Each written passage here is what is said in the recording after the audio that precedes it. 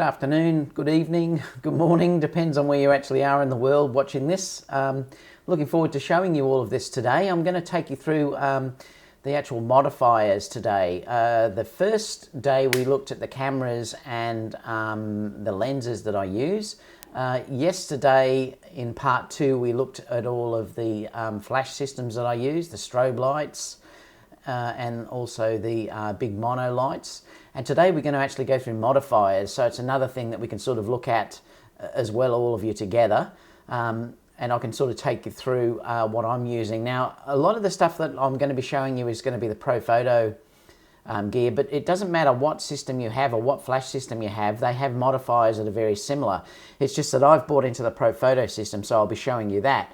But basically, you can buy any of these modifiers for any of the other flash systems that are out there, like your Bowens mount or other mounts. So don't worry about that they are just Profoto. Some may be just Profoto, but I'll show you those as well. But you'll be able to get something similar with your other light systems that you're using as well. Lots of you have been leaving questions in the comment boxes down below the videos that are put there, which is great because I will address those as we go on through this whole series. Remember, we're only starting and we're going to go through much more of how to run a successful wedding and portrait photography business. This is only the beginning of it, that I'm just showing the hardware side of things, and later on we'll get into things like how to set up websites, how I do my ordering, how orders are placed into the websites, marketing, contracts, everything. So please keep leaving those down below. If you have questions that you want me to answer, there's no point putting it into the live chat because that disappears afterwards, but just leave them in the comments after this has been actually posted, and I'll make sure that I do mark them down and address them sometime through this whole series. So we've got a few there now that are coming in, so please say hi guys if you can. If you can too, please give this a like so we'll get more people involved. The more that we have, the better this obviously will be for everyone. So just make sure that you do give it a like. It's just a simple thumbs up. So please give it a like and share it later on if you can as well. That'll get this around as well. I'm just giving this all to you free, guys. So it's basically, I'm giving you warts and all. And it's a thank you for all the people that are following me on YouTube, to say thank you. I really appreciate you all following me. So we've got Falani, hi. Carl's here. Sebastian as well has all said hi. So please say hi if you are involved. You can put some questions up in the chat up there, which I will answer as we're going on. I'll stop. Sometimes I'm going to be backing up into the back of the room a little bit to show you some of these light modifiers that I use. But I've mic'd myself up today, so I should be able to move around without the sound dropping down. So what I thought I'd do is I'd show you, initially I wanted to sort of talk to you about the Speedlights that we mentioned yesterday. Now I'm using the Sony ones, but it doesn't matter what lighting system you're going to use, what flash system you're going to use, these modifiers are the same. And I had some people leaving comments yesterday about there is other systems now that have come out, and look, there are a million other systems out there, especially if you're going to hold filters and stuff like that. There's some new ones that have come out. I'm just going to show you what I've got.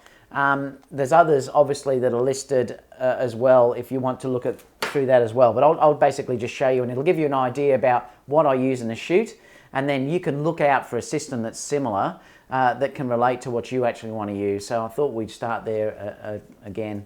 Common Sense said, hello David, put the A9 on dry ice to cool it off. Common Sense has obviously looked at my 5 uses for the Sony A9 overheating. Have a look at that too, guys, if you can. I had a bit of fun doing that. If you really know me, that's my sense of humour. I am a bit wacky in my sense of humour, so eventually I'll probably start posting more things like that because I do have a very wicked sense of humour. Keith has also said hi. Hi everyone. Now let's start talking first about this system here. I've got the Profoto. It's like a Velcro that's wrapped around this, and the reason why I'm using that is because I use multiple systems that attach to this. Like there is, and a few will chime in perhaps, but there are other systems that are similar to this, and there's systems now that do sit on the flashes even a little bit easier, but like everything, I just use what I've got. I don't want to keep upgrading all the time for different systems. I've found that this works for me, and as long as it does work for me, I'm not going to change. So basically, I'm going to show you this first. Now, I use grids an awful lot. Now, the reason why I use grids is to control light. Now, the main thing is when you're dealing with light shaping, that's one of the main things that can make your images look different from an average photographer. Because remember, not only do you have to add light, and I was talking about this yesterday, that there's nothing wrong with shooting natural light, but the thing is, if it's a dull day, if you want to overpower the sun using high-speed sync, things like that, if you want to shape the light, and this is where you can really make an image stand out from the others. If you learn how to not only control the light through flash and continuous light, but also to learn how to shape it and the correct way to shape it, your images will gain another level. And that's where the practice comes in, that you've actually got to do this all the time. When I was learning, I actually use a dummy, and I've still got that dummy in the studio. I'll call her Susie. I try different lighting techniques on her, and basically she's at the back there. I'm going to go and grab her just so I can show you what Susie looks like. So bear with me.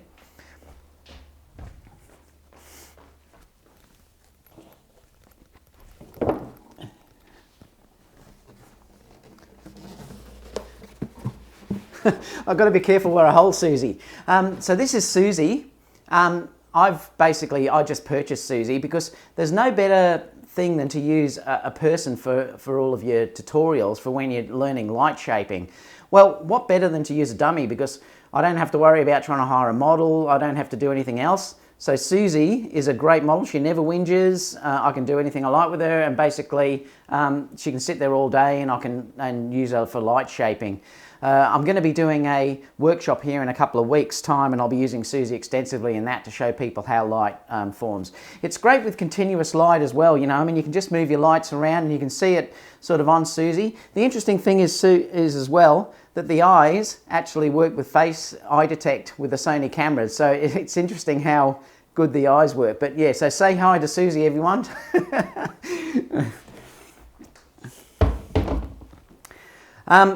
So that's one of the things with practice. You need something that you can practice on, and it's a great thing to do is to have something like that where you can just practice and things like that on. She never fights back, Keith said, and that's so true. She's great. Susie, I love Susie. She's she's a great girl. Now, I was talking about grids with light shaping. So the thing with your flash, remember, if you look at the flash on its own, it does spread quite wide, and you can use the zoom feature on it, and I do use the zoom on it to control the light a little bit. But if you want to get really amazing control and not spill the lights, you have to use grids. And I use grids on basically everything I do. I use the fabric ones on my larger lights, which you'll see later that I show you. But this one basically is just Velcroed on. So all I'll do is basically just stick it down into this Velcro, and then it sits there, so I can, you know, then I've got control over where it actually goes. Now I've got multiple versions of these, so, you know, I've got different grid strengths, so they go from sort of 5, 10, 20, 30, up like that. So they do go up in different ratios, so you can control the light more or spread the light more, depending on what you actually want to do. And I'll show you that too with the Profoto ones in a minute as well. So that's one thing that you can do. So again, I'm getting some comments about Susie. I'm not going to answer them. You guys, you're shocking. Now another thing, I'm glad that on the actual show later, no one actually sees these comments that are put on the live chat about Susie. You're a disgrace, some of you guys. Now, when you're looking here too, this is another light diffuser too. Now remember, if I'm pointing this up to the ceiling, sometimes I also want to get a bit of a spread out the front. And this has only got quite a narrow area that the light can actually come out of. So what you can do with these light modifiers, now these are Rogue, I think. Yeah, they are, they're Rogue diffusers that I'm using. And basically all they'll do is they just Velcro around the front, and then immediately you've got bounce flash that's coming off the roof, and you've got this light which is being thrown off the front. And you can shape these too, depending on how you want them to actually go. But immediately you've softened the light that's coming out, because remember, the larger that your light is, the softer the light actually is. So the larger this actually is, the softer you actually light is on the thing, and you don't get those specular highlights as much as if you're using just the tiny flash.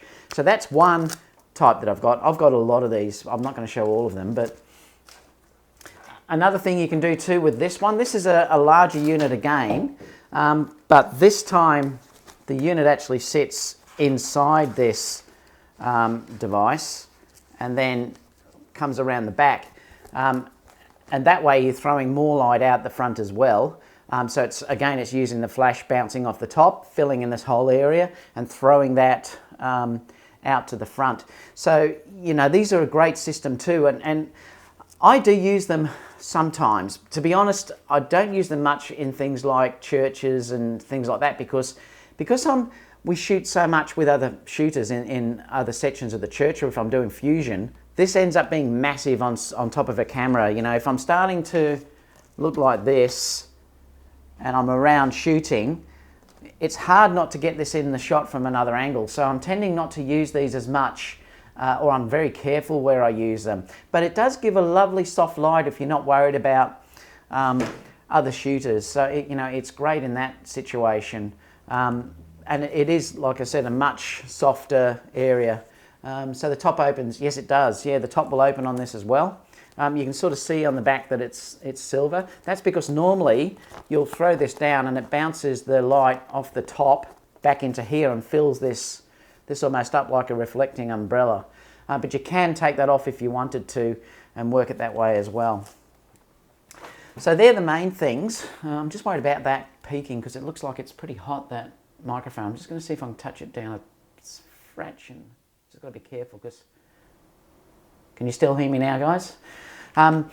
So basically, yeah, because when I talk it's going right up and almost peaking. Does that crackle at all when I talk? Is it actually, or does it sound okay? Because I'm just a bit worried that it's pretty hot, that volume. Just let me know. Testing 1, 2. Now it's gone down too low. It's very picky, this device. I might leave it about there. So yeah, you're probably going to have to turn it up a bit. So that's one thing. Now, when I first started learning Flash, obviously I was learning it, using it this way quite a bit. And you can, like I said, I've always got now an assistant that's holding it, that's holding it to the side, and it's using the off-camera flash that I showed you yesterday, using the Photix and things like that I showed yesterday. Now, the main thing too is to learn how to use off-camera flash. That's the most important thing. Don't be running this on your camera if you can. Always try and run it off. Now, there's a device that I use if I'm using multiple flashes, because I found usually one flash is not enough. So I've had to put two, I've got 3 of these. And what I'll do is I'll use this device, which basically, this is Joe McNally one. I mean, there's lots of different ones that you can purchase. But basically, if you stick that into the top, and then tighten that in, you've got that where it holds there. You've got the other piece that holds underneath here. I'll just tighten that down a little bit. And then what you do then is use an umbrella. Now, you don't have to. If I was trying to use this with HSS, for instance, and I needed ultimate power, I would have the 3 flashes sticking out either side, and then I'm using 3 flashes at once, and they can be just on a light stand or something like that, or your assistant can just hold them, but it's got 3 flashes all joined together. That way you might have enough power then to overpower the sun. Or you'll notice it's got an umbrella holder through here, and basically all you would do is open your umbrella up, and then you'll put the umbrella through that umbrella holder, and then your flash can go into the units, and you've got the 3 flashes that are lighting this up evenly, which stops you getting a hot spot up the top. So you're using multiple exposures together. So they're a great thing to get if you're using multiple flashes, and you don't need 3 people to hold the flashes. You can put 3 flashes all on together. If you're working on your own, you can just use a light stand that attaches underneath the end there. And you can work that way with it. But they're fantastic. The other thing too that you should do is this is the cheapest way of using any lighting modifier, is to just buy a cheap umbrella. Now, I've got a couple of these that I run. This is obviously a see-through one, and I use this the most of any of those, this type of thing. I mean, I'll use other attachments, but I'm saying if I want to travel quick and light, this is the easiest way of doing it. So this is completely see-through. You can buy other umbrellas too that are like this, which this is a 3-purpose one. Oh, it's actually only 2, this one. I know it is 3-purpose because you can shoot this way with your flash coming in off the back. I'll just take this off.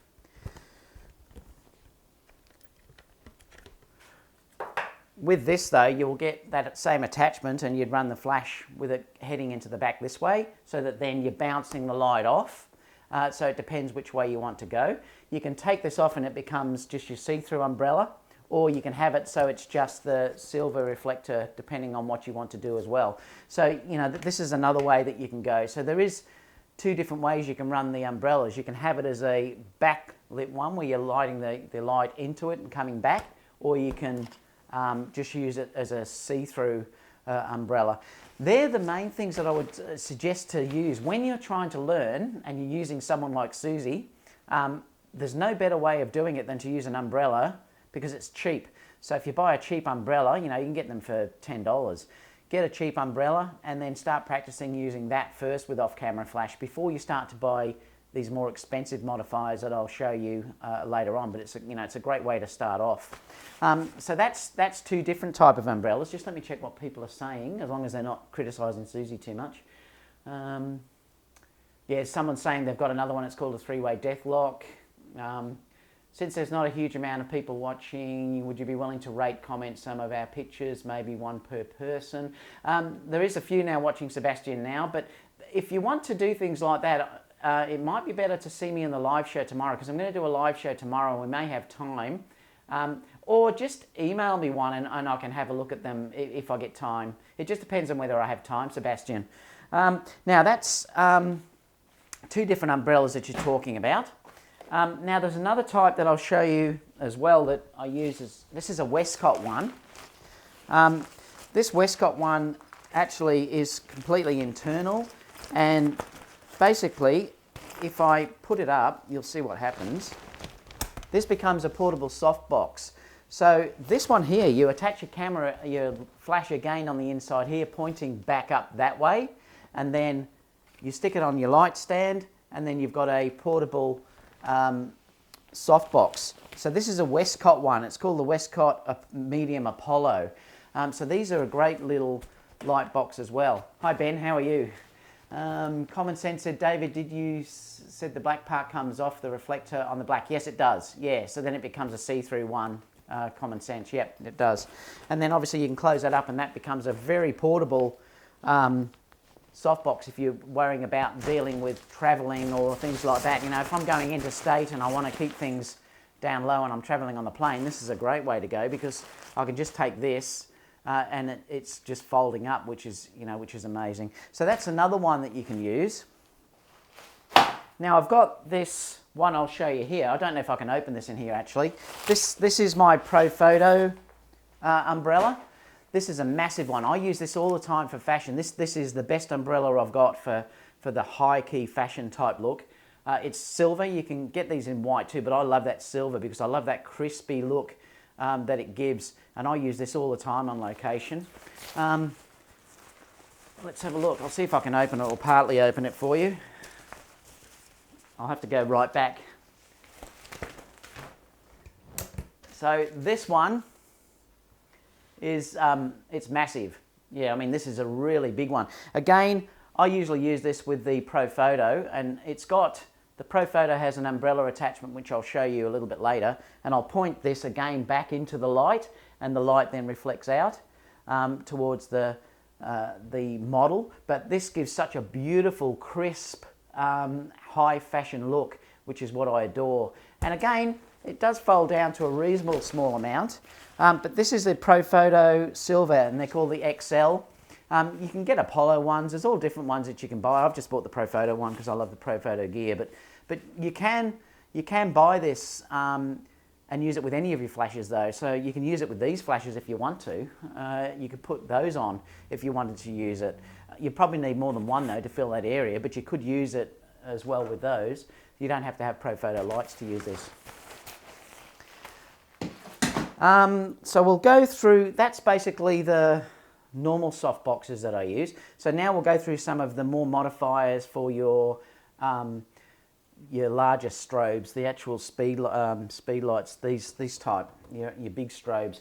So what I run most of the time, I'll show you a few of these. Now again, you can get these for all of your other lighting systems that you're going to be using. the beauty with the Profoto lights are though that these just clip in. They're very, very fast, and they just have a lock that locks like that and the light's done. So they are very, very quick. If you wanted to travel very, very small, these lights are good because they just give a bit of light flowing out. Because the Profoto lights are recessed inside here, this gives a bit of reflection. You can buy an adapter that has a bulb that sits out if you want to run these as like your normal traditional lights. I don't use that though, but there's three types of these. So there's that one, there's this zoom reflector as well. Now the good part with a lot of these lights, you can move them in and out. So depending on how far you move them in and out, it also focuses the light as well. So you can zoom the actual amount too. These are great if you want to overpower the sun because these add extra kick and light. And I use these zoom reflectors all the time. That's one. There's another one here that gives a bit more reflectivity because you'll see this one has got like a matte finish to it. It spreads the light out a little bit more. The main one I use in the studio and outside if I really want to go big is this. This is called the wide zoom. If I add that in like this really adds light. So if I was trying to overpower the sun, I can use this or a Magnum. These are massive. You know, and if I turn the LED light on, you'll see. Now these are flash Sebastian. These are actually flash units. That's just the LED light on it. If I give it a test, you'll see. Yeah, they're flashes. So that's those reflectors. I'll just turn this off.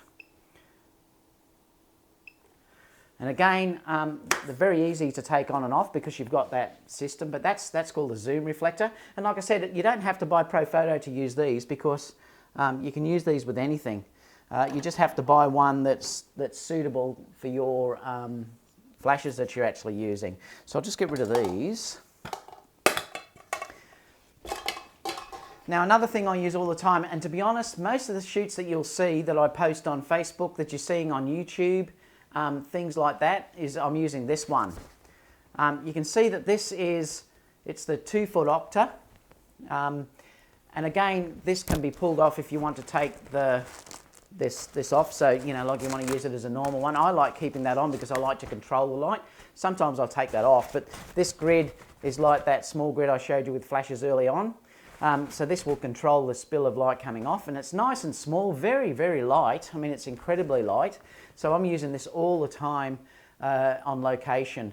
And, you know, I just attach it to there. My assistant's got the light on a light stand and she's just sort of holding it down to where it needs to go. So it's a beautiful light and it does spread lovely around. So, you know, it's a great light to use.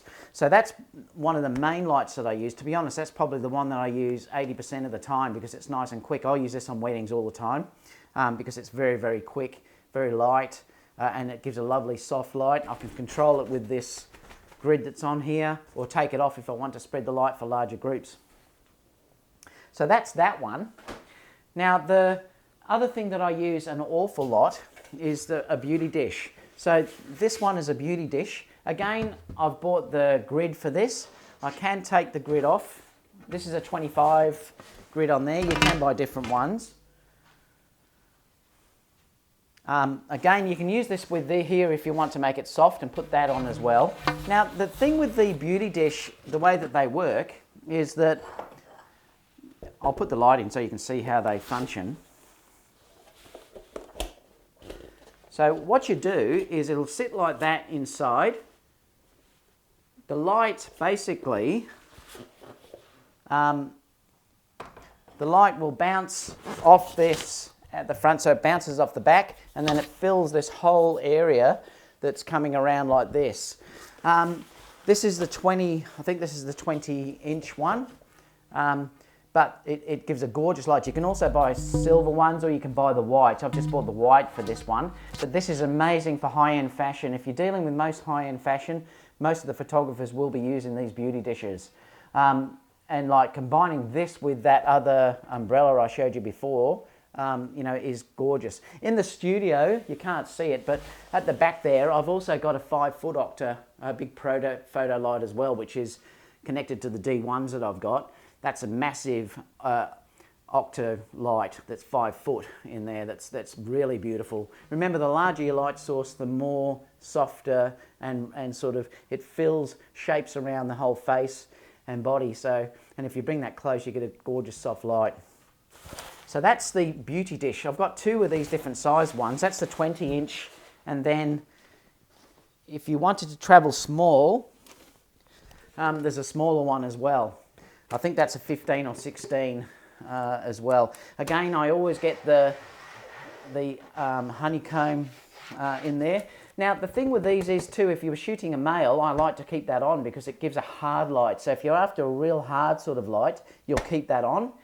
If you take it off, it's obviously much softer. So if I'm dealing with a model and things like that, a female, I'll take it off and have it nice and soft.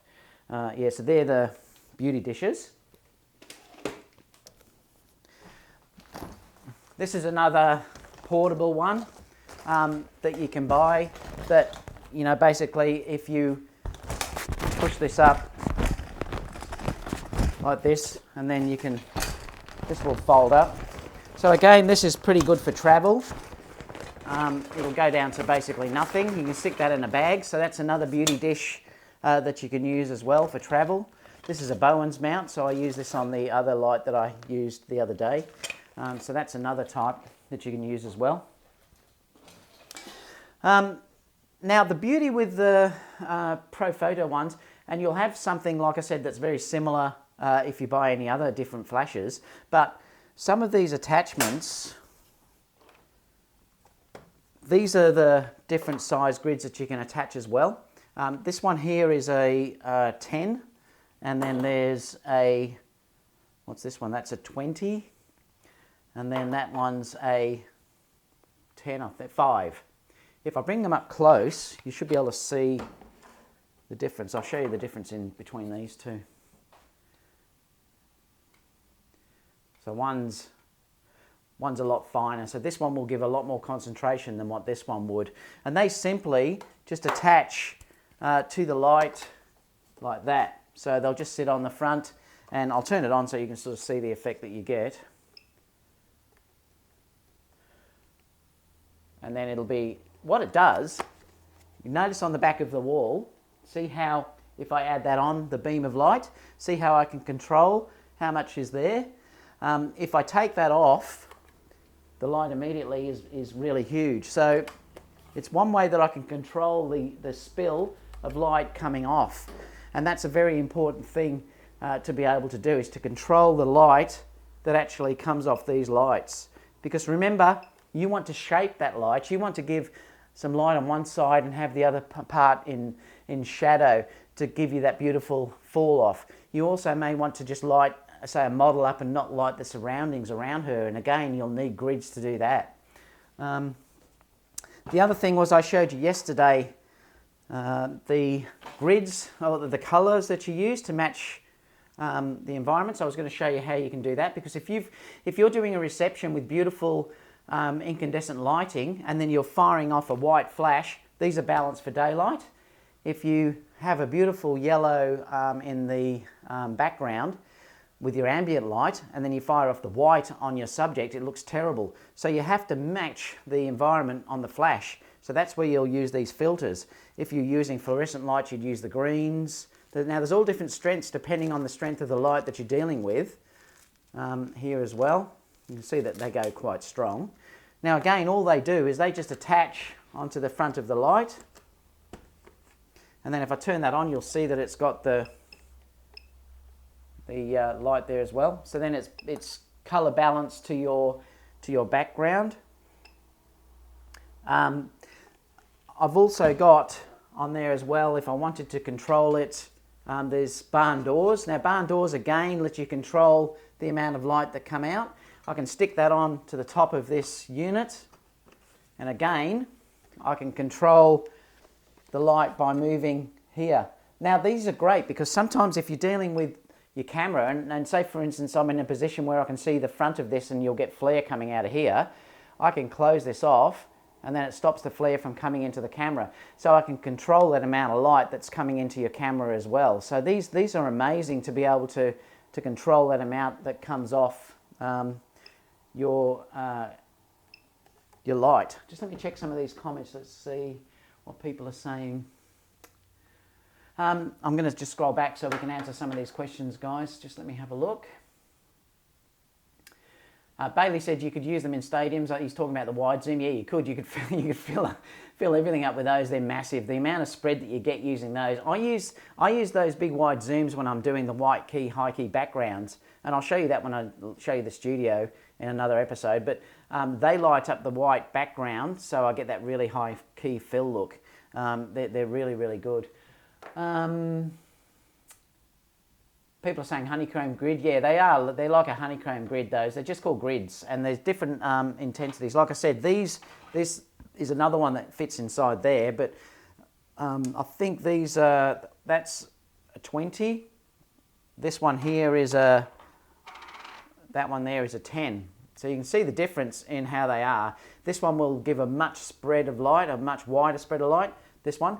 This will give you a really high density of controlling light, so it's going to come out like, you know, like a laser, basically, using this one.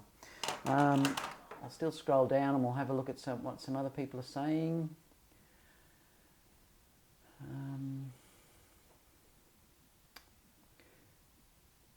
What else is there? Is there any piece of equipment you don't own?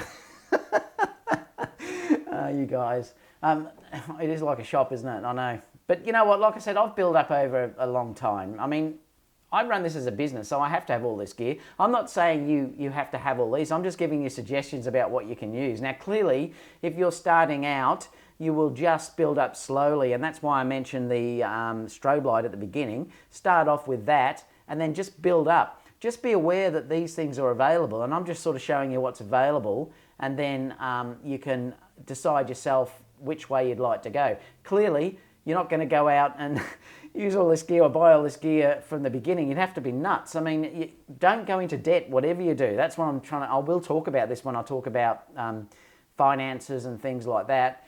Don't go into debt to buy this sort of gear. It's just too risky. Do some work and use the money you're earning to get this type of stuff. But, you know, I just want to sort of show you that. Common Sense said, I want to be your second camera, your second shooter. What criteria do you use to decide on whether to use a beauty dish versus a softbox? Well, it's basically the look that I'm after. The thing is, if you're looking at high fashion and you want to do that real, well, you're not doing full body, for instance. You can do full body, but if I'm after more head and shoulders, I'll use a beauty dish because it does give that really nice hard light that is very prevalent in fashion now. So a lot of my studio shoots that you'll sort of look at, I do often use a beauty dish for those. Especially if I'm doing head and shoulders, things like that, I'll be doing it. You can do full body with them, but there is a fair bit of fall off, remember, because the light's sort of concentrated up the top. So you do then have to have other lighting systems to sort of compensate for that. If I want to sort of light up the whole body, then I'll start to think about using that large umbrella because that does, again, give that really high contrast type look that it looks great for modeling type work. If I want more of a soft, more really a feminine look, for instance, if I was just doing a shoot for a lovely lady that wanted a lovely portfolio done, she wasn't a model, she just wanted a beautiful shot of herself done, I probably wouldn't use that real high key look because I'd use that more for a fashion type look. So I'd start to think about then using the 5-foot Octa because that's more of a wraparound type lens, light. It's still gorgeous, but it's a more softening type of light. So you do have to look at your model and what they're after.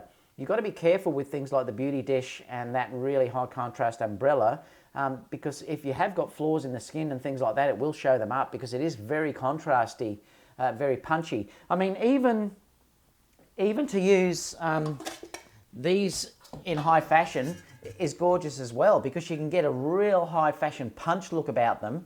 But again, you've got to be careful because it will show every fault like on the skin or whatever that's there as well.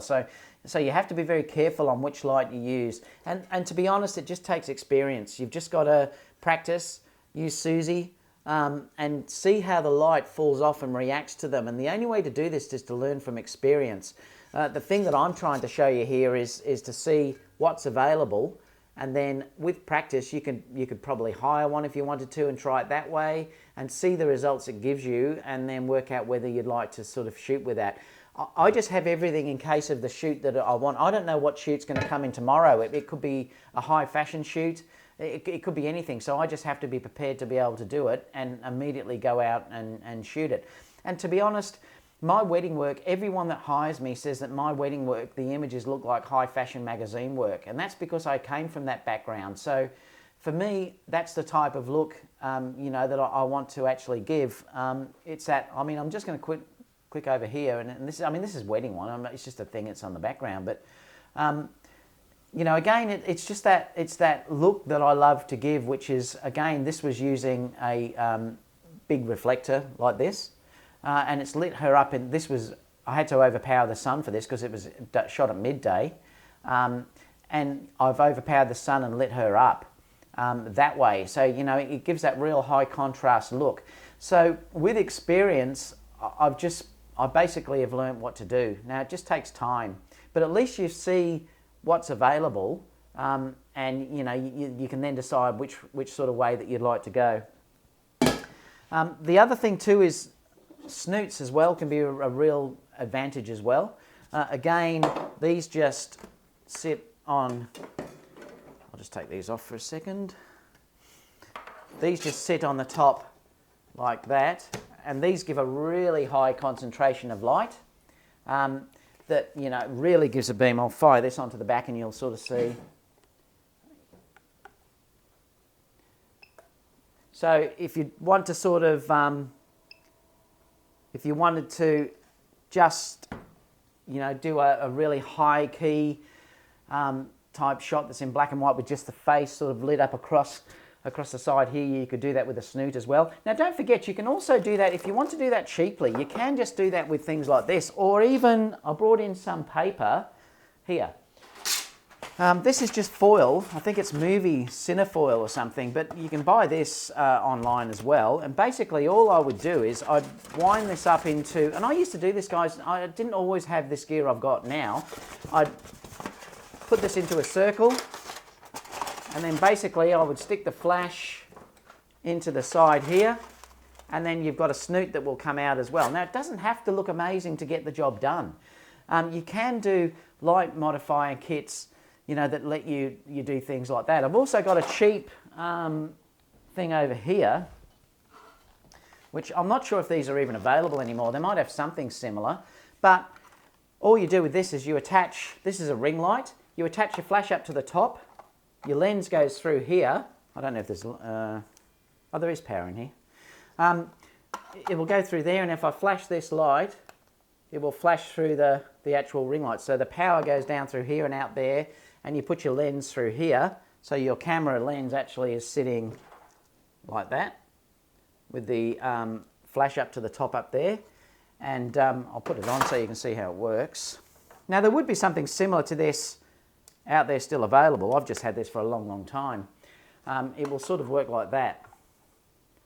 And you scroll it down. This won't work with this camera because it's not high enough. You need to use a larger camera, but it gives you the idea about how it actually works. And that's just a ring flash. Now you can buy more expensive ring flashes. This was really, really cheap. The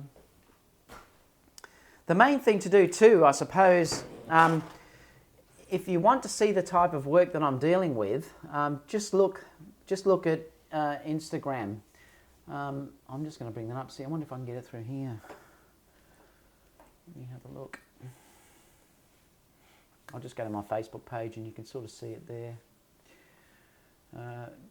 Because I'll show you the type of look that I'm dealing with all the time to get that high fashion type look as well. So I'll just bring up here.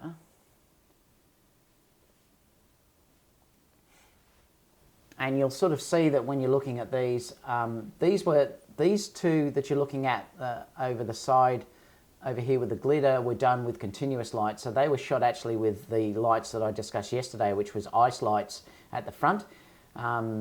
Sarah at the side was actually done by flash. So, but if you're looking at some of the images that here, these are sort of typical. This was done with that Octa that I showed you here, which was this light that was here with the Profoto that lit her up.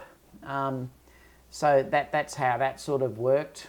I'm just seeing if other things come up. They were the ones obviously that were done with the continuous light. Now you can see they're quite soft because it was continuous light and I wanted them to be that way. Again, these were shot with that reflector that I just showed you. They were all done with that type of look. That was also done with that light that I looked at.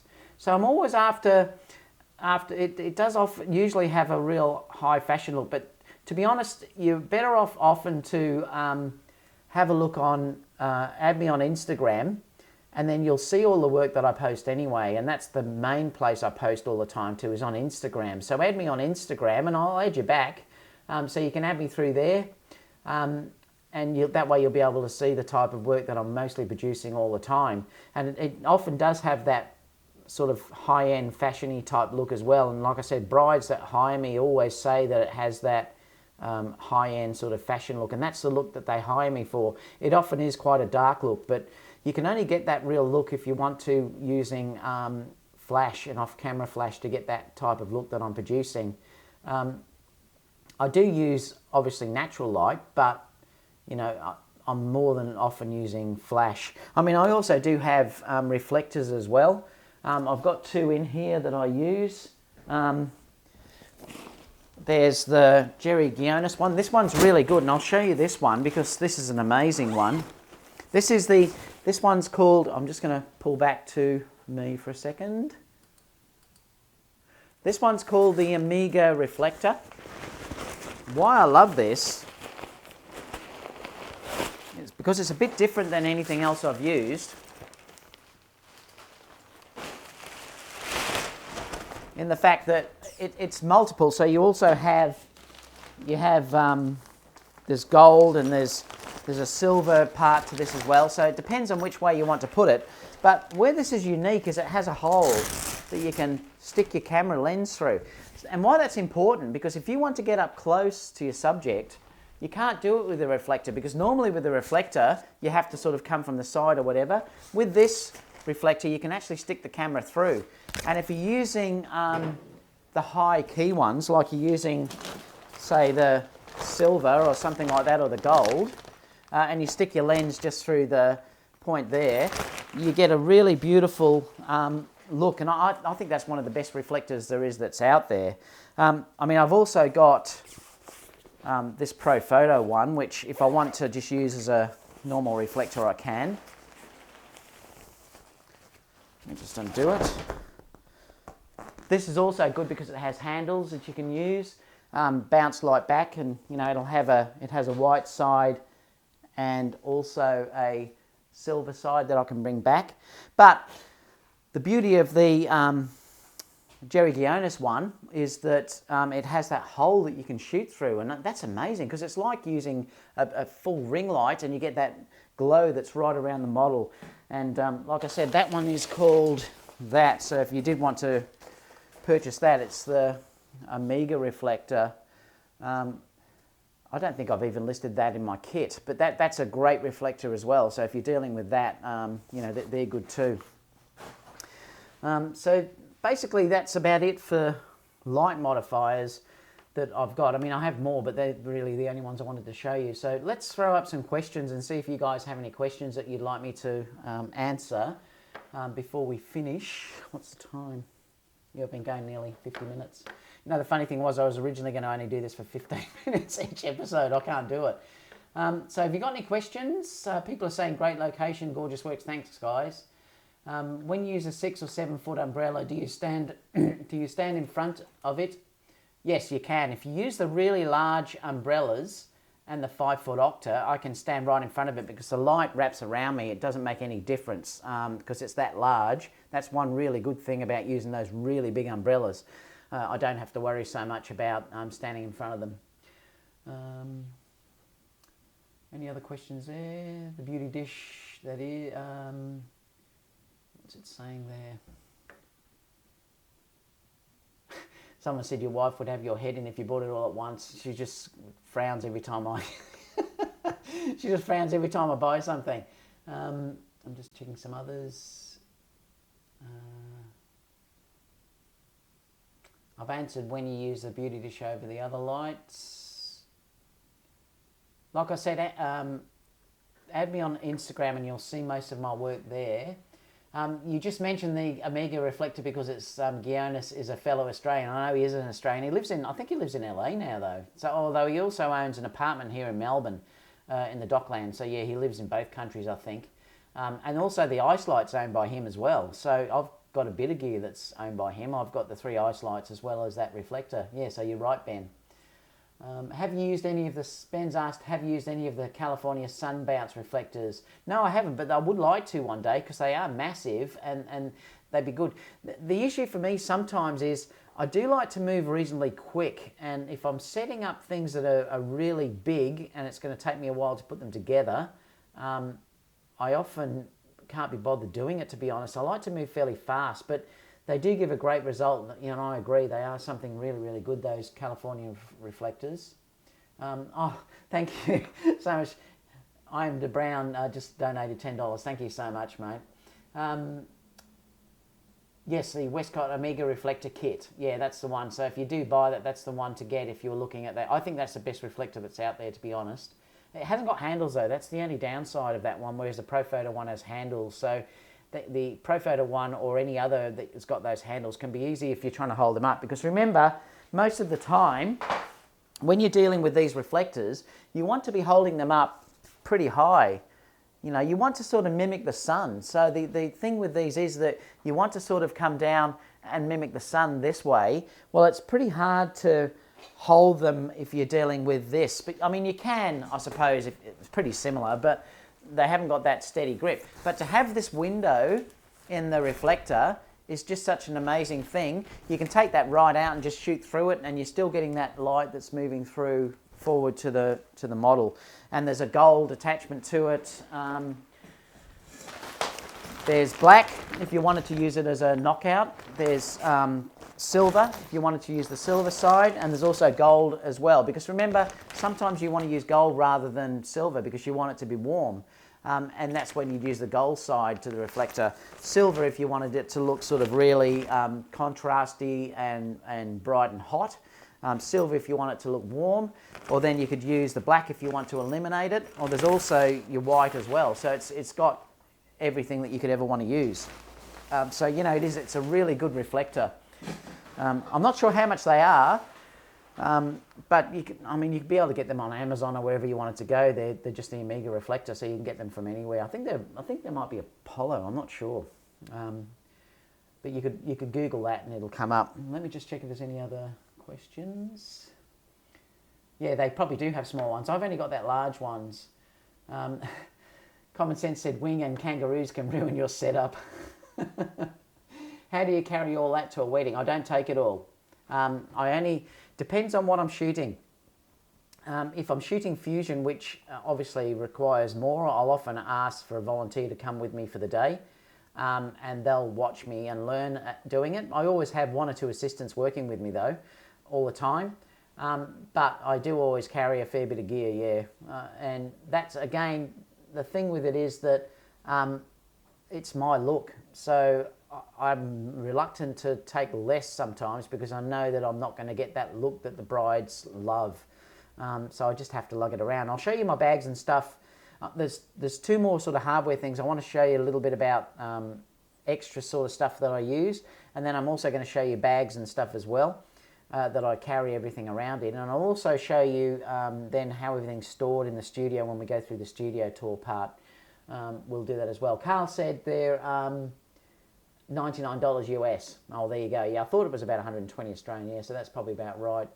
Imda Brown said, wow, I never thought about using reflectors with handles. Yeah, it does. It makes a big difference. It is really, really good. Sebastian said, if you ever shoot a wedding in Peru, let me know. I'll volunteer. And I'll be talking about that when I talk about how to start promoting, how to get into the industry and things like that, working with other photographers. And we'll talk about that when I'm talking to you about how you can get into this industry in future episodes. Common Sense said, could Lightroom negate the need for a silver and gold reflectors? Not really. Remember, you should try, it can a little bit, but you should try to get it as close as possible in camera to being right. I showed, if you go back a couple of episodes before, I did show an image which was in a forest, which was really dark and stuff like that, and I knew what I was going to edit that to get. So I knew how I had to produce that in the initial shot to get that. But most of the time I'm trying to get the image as close as possible to being correct in camera. Then you have far less to do in retouching, which it takes so much time if you're dealing with weddings particularly. And I do want to try and get it as close as possible, so I'll always add light if I can, rather than thinking I'm going to add it later on. So is there any more last questions before we finish for the day, guys? Now tomorrow I'm just going to do my usual news and going over a shoot live show. So that will be on tomorrow. So I won't be doing these sort of episodes where I'm going through gear or anything to do with starting your wedding photography. It's just going to be my normal live show tomorrow. So if you're after all the rumours and latest news, and also I'll show you how I go through, I'll take you through a shoot that I've done and talk to you about how I've done it. That will be tomorrow at the same time as today. So if there's no last questions, we'll finish for the day. Now, like I said, if you can, guys, if you're watching this later on, please leave some questions down below if you'd like me to cover something in the future episodes of this. Remember, I'm giving you warts and all, showing you all through how to run this business for full weddings and portraits. So leave any questions you want answered down below. Please, if you can, give me a thumbs up. That helps support me. And if you're obviously not subscribed, please subscribe. This is just a thank you. These series of shows are just a thank you for all of you supporting me as well. So if you can, just please give me a thumbs up and share the video. And that's about all then. I think that's about it for now. I'm going to go and have some lunch and enjoy the rest of your day, guys. So it's 1 o'clock p.m. in the afternoon here. So enjoy the rest of your day, and I'll see you again soon.